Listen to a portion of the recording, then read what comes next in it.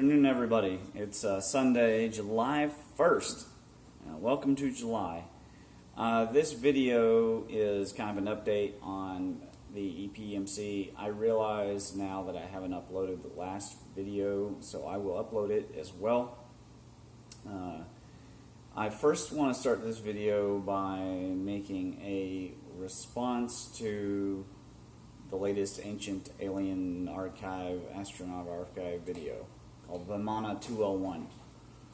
I want to point out that when we use the EPEMC, we try to avoid unprovable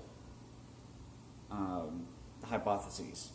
Now, if aliens were to arrive tomorrow and one of them was Lord Inky and he stepped off and he said, okay, everybody who was loyal to me lives and everybody else is wiped out, and he snaps his fingers, blah, blah, blah, then we will go with that. But in the pursuit of science, we must stick with that which we can actually test and prove in a laboratory. Now, the Vimanas of the ancient battle. And I'll link the video to the ancient archive below. But what are these Vimanas? Well, they're very simply planetoids. And in the case of the great Vimana that destroys Dwarka, it is the same event exactly as the Exodus event. It is the same Comet Venus event in which there was a swarm of destructive hail or material that came from the planet Mars, which is played in the part of Krishna, who is there to send his arrows or missiles at Venus. Now, it says very clearly in the Mahabharata that this Vimana would move here and there. They didn't know where it would appear. Well, that's also the description for the comet Venus. Sometimes the comet Venus would come every few years, sometimes not for 70 years. And they never knew where it would appear in the sky. Part of the reason why astronomers and astrologers were so important in the imperial court, even in China and other places, was that they had the job of trying to predict where the planet Venus would appear next. Because at this time, remember that Venus had a highly elliptical orbit. It did not have its stabilized orbit yet, because it had emerged from the planet Jupiter with fire and fury. And the brightness of it was something that had never been seen before. It was celebrated around the world as a positive portent at first until it started to bring trouble. And when we passed through the comet tail of Venus, which has been discovered, by the way, then there was all sorts of plagues and problems that erupted around the Earth. Now, let's talk about the actual destruction of Dwarka and Mohenjo-daro. When you go to Mohenjo-daro and you look at the bodies, you will not see violence upon them, but you will find radiation. And at other nearby cities, you will not find violence, but you will find vitrification. Why? Because there are a number of ways to create vitrification. You have lightning bolts, you have comet or meteor impacts, asteroid impacts, etc. And you have nuclear blasts. But the final one, and the most important one that we want to talk about, is a Vajra strike or thunderbolt. All right, now, the cosmic thunderbolts, I've calculated these things. They are billions of times more powerful. While I'm talking, I'll actually open up my presentation and tell you how much more powerful, based on a strike coming from a moon that is quarter the distance. My plasma petroglyphs paper is predicated upon the moon when it first arrived, causing the Younger Dryas swarm event. Now, why did that happen? Possibly there was the merger of a couple solar systems. Perhaps the Jupiter came with the Sun. They were a polar pair, perhaps not. It's not clear, but the moon was introduced. According to the Tiamat myth, the moon was introduced and split Tiamat's skull in two and totally destroyed her husband, which was a moon that had already existed around the Earth.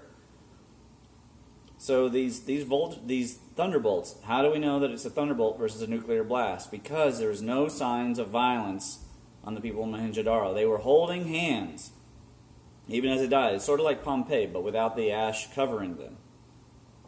It's horrific, but that's what step potential does. Okay, step potential is in the ground. When a lightning strikes, you can watch the soccer fields. When lightning strikes the soccer field, it hits the corner post or the goal post, and anybody who's standing with 2 feet on the ground, who is not running or in the air, they will hit the ground instantly. They don't have any choice because the ground is completely electrified. And these thunderbolts are way stronger than lightning bolts. Okay, these thunderbolts, they are also very bright, very strange, and very hot. And why are they so hot? Well, they're so much more powerful. We're talking an unknown level of power, something that we just never really experienced as people. Let me read here from my calculations. And by the way, I've decided to release this presentation finally. It is on the electric primer. And this is napkin math, but it's using the Maxwell's equations. Look here. 24.5 quintillion lightning bolts. That is 24.5 times 10 to the 15 of those. Right? Roughly 2.92 times 10 to the 25 kilocalories. Right? So here we're talking from a distance of the moon now would be 5.84 times 10 to the 15 kilocalories. So overall, with about 5,000 or so of these Vajras, you could melt Antarctica, which of course is what we kind of need. Okay, now if we move the moon closer, sorry, that was the original distance. If we move the moon closer, the voltages change, and you end up with 5.86 times 10 to the 26 joules, or 117 quadrillion lightning bolts. Still plenty of energy. 1.4 times 10 to the 23 kilocalories. That's a lot in a single 100 foot by 100 foot. It's 1,000 meters squared, so 104 foot by 104 foot wide. That's about the size of the Mount Horeb hinge here in Lexington, and about the size of other hinges around the world. Remember, in the Native American myths, they say that the Thunderbirds sent on all their weapons all at once. Now, here in Native America, they interpreted it in terms of animals and myths. In India, they interpreted it in terms of wars between the gods. That's fine. There's just different ways of looking at the same thing. In India, they made more of a Star Wars out of it, and here they made more of an Avatar. That's the only difference. The power you need to actually cause both vitrification, but without necessarily violent destruction, unless there was an animal or person who was near to the strike, in which case, of course, there would be a massive explosion right near them, so powerful that it could knock them off their feet. Their feet wouldn't even move. Now, I have in this presentation, listen to this, 20 cows killed by a single thunderbolt, or a single lightning bolt in Texas. 323 reindeer killed by a couple of lightning bolts in Norway. 654 sheep killed at one time in Utah. 93 people killed in the fields while they're standing there working in India. That's just lightning. And lightning can be massively different in scope of power. The video with the soccer players and knocking them down, I think most of them lived. That lightning bolt was small. Ultimately, it was not a very powerful lightning stroke at all, and it didn't pump the ground full of lots and lots of energy. And the ones that go from the ground up are even more powerful. So, step potential is the secret. That is the thing that everybody's missing. When you analyze the Carolina Bays, you cannot conclude that they come from meteor strikes. You can't. They are very clearly thunderbolt strikes. They are ripped up surface. And in my presentation, you will see the difference between an oblique astrobeam strike and what the Carolina Bays look like. And if you want that, then like I say, you find the Electric Universe primer, and the link is in there, or you can be a member of the AKHA. Now, I got some new things in. I'm still working on the Saturn myth table, okay? That's also linked in the primer, though. It's going very well. I'm about halfway through that book, I guess, and it is really filling out nicely. Check this out. I got all these on Amazon. T.T. Brown's Electrogravitational Research. I just got it today, so I haven't looked through it. I finally ordered the entire Nikola Tesla, look how thick that is, the Nikola Tesla Colorado Springs notes. And I also got Lead Skalman's books here, Book in Every Home and Magnetic Current, which made use. And I did finish the Magnetic Universe paper. It will go into edit now, and it will be available very soon. It'll probably end up with all of the citations, probably end up being about 136 pages. So definitely a fat boy, really good citations. Now check this one out. This was a steal on Amazon. All the patents of Nikola Tesla. That is a fantastic find, if I do say so myself. It was really well put together, and the price was very, very good. I think it was like $30 or something. It was really not bad at all. So, I mean, look at these detailed drawings. It's just amazing. So I'm very excited about all the things that are happening here. We're hoping to put up the shelves today, and I still got to find tables and everything. The paper that I just finished, it is heavy in science for the average person.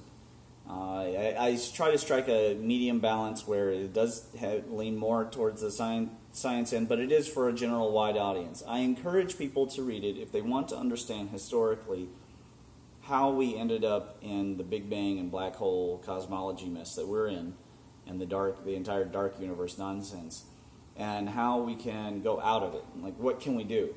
By the end of the paper, I talk about Tesla's belief in increasing human energy. I talk about ways that we can harness the true ether, which is charge, and really come out of the funk that we are in as humans. However, in the paper, because it's a science-based paper and it's not the religious-based paper, it's not the religious arm or the historic arm mythic arm of the EPEMC, I cannot go deeply into the psychology aspect. It is very important for you to understand that these thunderbolts, when they hit, totally screwed with the minds of people around the world. It blew them away. Not only were entire cities like Sodom and Gomorrah vaporized, but the number of people that lived was very low. Animals, huge amounts of species went extinct. And primarily, as I put in my presentation as well as in my plasma petroglyphs paper, which is still in writing, primarily those that walked on four legs and didn't climb trees and didn't live in caves. A lot of megafauna, in other words. These events were completely changing of the world. And yet, electromagnetism evolves things. It evolves the planet. We're finding organic compounds on planetoids that have arc discharge signs, like Ceres, Mars, the Moon, Io. We're finding traces of these organic compounds. There is a greater process to understanding what is happening and why it's happening. I don't know if we'll ever attain the kind of power harnessing that I talk about. And it could be very dangerous because these thunderbolts are even more, I think, more dangerous in many ways than the nukes. Not because of the radiation. The radiation they leave, the trace amounts of radiation are just signs of, basically fusion, temporary fusion of elements. Basically, protons and electrons being added to a previous element. I cover the structure of atomic theory in my paper. I definitely recommend you read that so that you can understand how the structure of atomic theory works and why fusion would be so easy, really, in these high energy discharges. But it's more that we haven't dealt with inside of us the energy imbalances. I saw Sicario 2 on Friday, and it's a great movie, but it really strikes you as to how twisted things are, how we treat each other, how our society is run, and by whom and for what, and how just utterly dark and sadistic things can get when people believe in a fundamental lack and then act on that lack and try to take from other people. Because ultimately, like say the criminals, they're preying on people's miseries who are already themselves believing in this lack, and they're choosing a path to prey on people, and so then there's a lack of justice, and that lack of justice, then you have the government who is worried about a lack of economy, and they're creating all this misery, and so there becomes this plethora of misery from all around spectrums, around an arbitrary thing that doesn't really exist, right? The border doesn't really truly exist. Now, I do believe, and I say in my previous video, you have to have well-defined borders if you have nations. That's the key. If we have nations. Bear in mind, nations at the time of these events that happened way in the past were only cities. And now we are so afraid of our environment and of each other that we have to not just have the city, but it has to expand outward to these field, and we imagine these invisible lines protect us, and then we will guard those lines tooth and nail. The reality is that we really only need the cities. The rest of everything should go back to nature. If we want to really save nature, that's really the key. We need to give up the idea of urbanizing all of the rural areas, and people should live and farm right around the cities, and then the cities can engage in commerce. We need to go back to the city-state. We won't, though, because there are too many people who have billions and trillions of dollars under their control who feel still a lack inside. And that goes back to a Cherokee legend, so I'll briefly relate the Cherokee legend to you. So once upon a time, the animals took pity on the Cherokee and all of mankind. And so they held a council, and they got together and they said, boy, mankind is so pathetic. He can't run, he can't fly, he can't see in the dark, he's slow. What are we going to do to help him? He's so miserable. And so each of the animals volunteered to give one of their powers. And after they did so, they got back together and they said, well, surely now mankind will be happy. I gave him my claws, I gave him my legs, I gave him my intelligence, I gave him my wit, and the owl gave him his eyesight.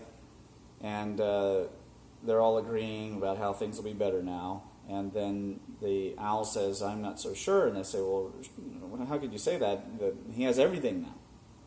And the owl says, well, with my eye of wisdom, I looked into the soul of mankind, and I see a hole there that cannot be filled.